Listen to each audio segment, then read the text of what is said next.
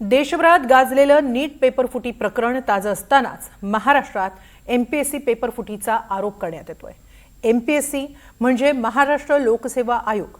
या आयोगाकडून घेण्यात आलेल्या औषध निरीक्षक भरती परीक्षेची प्रश्नपत्रिका परीक्षेच्या 2 दिवस आधीच सोशल मीडियावर आली असा आरोप करण्यात आलाय। विरोधकांनी या मुद्द्यावरून घणाघाती आरोप करायला सुरुवात केली आहे, तर एमपीएससी आणि अन्न व औषध प्रशासनाकडे तक्रारीही दाखल झाल्यात। आणखी एक धक्कादायक बाब म्हणजे या सगळ्या प्रकरणात एका खासगी क्लास चालकावरही आरोप करण्यात येत आहेत। हे सगळं प्रकरण नेमकं काय आहे पाहूया एक सविस्तर रिपोर्ट।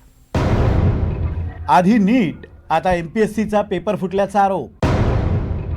परीक्षेच्या 2 दिवस आधी विद्यार्थ्यांच्या हातात प्रश्नांची यादी। गेस्ट पेपरमधील 70 पेक्षा अधिक प्रश्न, मुख्य परीक्षेत जसेच्या तसे।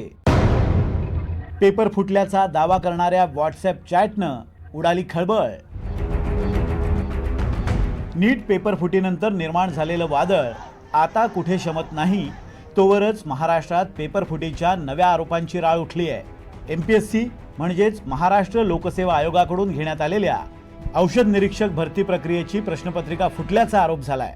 फुटलेली प्रश्नपत्रिका परीक्षेच्या 2 दिवस आधीच सोशल मीडियावर उपलब्ध असल्याचा आरोप झाल्यानं सरकारची अडचण वाढली आहे। 22 मार्च 2026 रोजी पार पडलेल्या औषध निरीक्षक भरती परीक्षेची प्रश्नपत्रिका परीक्षेच्या 2 दिवसाआधीच म्हणजेच 20 मार्चला व्हॉट्सॲपवर फुटल्याचा आरोप काही परीक्षार्थींनी केला आहे।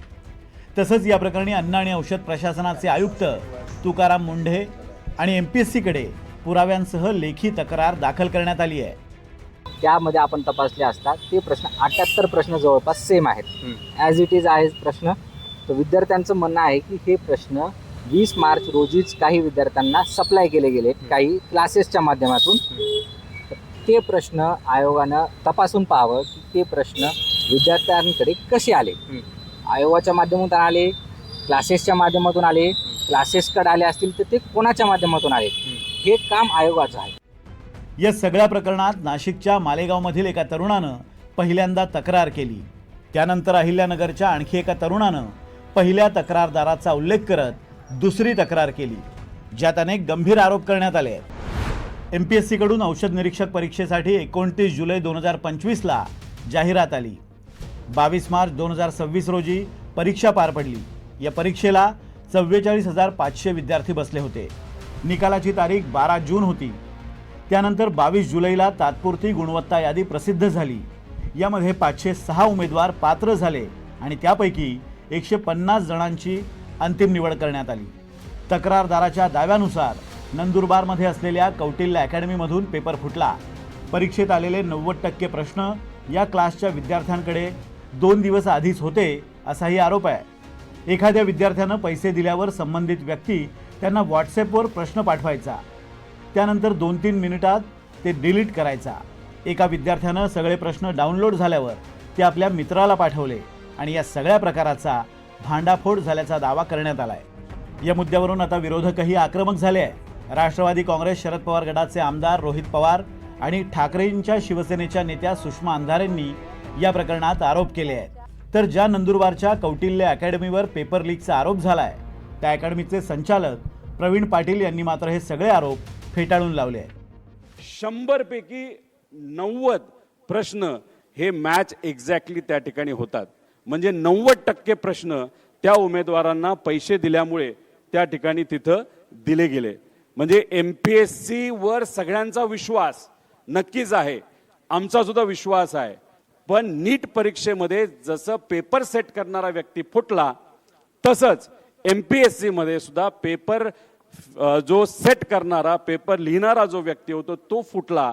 कारण एकदा घोटाळा झाला नाही, दुसऱ्यांदा घोटाळा झाला तरी आम्ही चौकशी करू असं जे एमपीएससीचे सचिव म्हणत आहेत, त्यांना मी कालही म्हटलं होतं, परत एकदा सांगते की त्यांनी एकदा आमच्या समोर येऊन जरा समोरासमोर चर्चा करावी, म्हणजे या सगळ्यांमध्ये नेमका काय घोळ झालाय आणि काय नुकसान झालंय ते आम्ही तुम्हाला सांगू शकू। मी अशा पद्धतीने कुठल्याही प्रकारचं हे केलेलं नाहीये, पण संबंधित कॅन्डिडेट हा माझ्या संपर्कातला होता, नात्यातला होता। त्याला अभ्यास करण्यासाठी जर त्यांनी मला वारंवार कॉल केलेले आहेत, पण मी कुठल्याही पद्धतीने त्यांच्याशी व्हॉट्सॲप चॅटने किंवा कुठल्याही पद्धतीने मी त्यांना एक डॉक्युमेंटली कुठल्याही प्रकारचं काहीही दिलेलं नाहीये। पण जी गोष्ट जी घडते आज माझ्यासोबत, ती कुणाही सोबत घडू नये. आज जो हॅरॅसमेंट जी होते मला, पहिली गोष्ट तर मी पूर्णपणे कॉपरेट करण्यासाठी पूर्णपणे तयार आहे, प्रशासनाच्या सोबत आहे.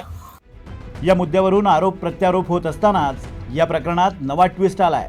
मूळ तक्रारदार गौरव पाटील यांना आपली तक्रार मागे घेतल्याचं एक पत्र समोर आलंय.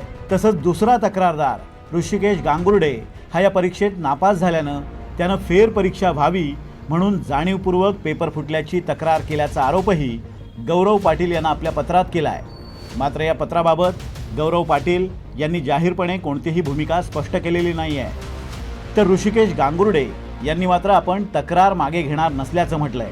आता या सगळ्या प्रकारानंतर MPSCच्या सचिवांनीही या आरोप प्रत्यारोपांवर भाष्य केलंय. नाही, मी तक्रार मागे घेणार नाही. महाराष्ट्रातल्या 40 ते 50 हजार विद्यार्थ्यांच्या जीवाचा प्रश्न आहे. असे पेपर फुटून जर जे महाराष्ट्राला असे भ्रष्टाचारी अधिकारी मिळणार असतील तर ते चांगलं नाहीये महाराष्ट्र राज्यासाठी. आयोगाने हे सर्व प्रकरण अत्यंत गांभीर्याने घेतलेलं असून संबंधित तक्रारदार यांनी सादर केलेले पुरावे, उमेदवार यांनी सादर केलेले त्याचे म्हणणे, या सर्व प्रकरणामध्ये इतरही काही तक्रारदार अथवा उमेदवार ज्यांचे नावं या तक्रारीमध्ये आहेत त्यांनी निवेदनं ईमेलद्वारे सादर केलेले आहेत. ते सगळे एकत्रित करून आम्ही या संदर्भात पोलिसांमध्ये रीतसर तक्रार दाखल करणार आहोत. आम्ही त्यांना देखील पाठवलं की तुम्ही तुमचं म्हणणं आयोगाकडे सादर करा. परंतु एकंदरीतच हे जरी काही असलं तरी आपल्याला आयोगाची एक जी ट्रान्सपरन्सी आहे, निष्पक्षपातीपणा आहे आणि जो विद्यार्थ्यांचा आयोगावरचा विश्वास आहे तो टिकून राहावा याकरता आम्ही या संदर्भामध्ये पोलिसांमध्ये तक्रार सादर करतोय. एकूणच MPSCची भूमिका पाहता तुर्तास तरी निकाल रद्द करून फेरपरीक्षेची कोणतेही चिन्ह दिसत नाहीये. पण तक्रारीचं स्वरूप पाहता या प्रकरणाची सखोल चौकशी होण्याची गरज आहे. नंदुरबारहून प्रशांत जव्हेरी आणि अहिल्यानगरहून प्रसाद शिंदेसह मोहसिन शेख, NDTV मराठी, छत्रपती संभाजीनगर.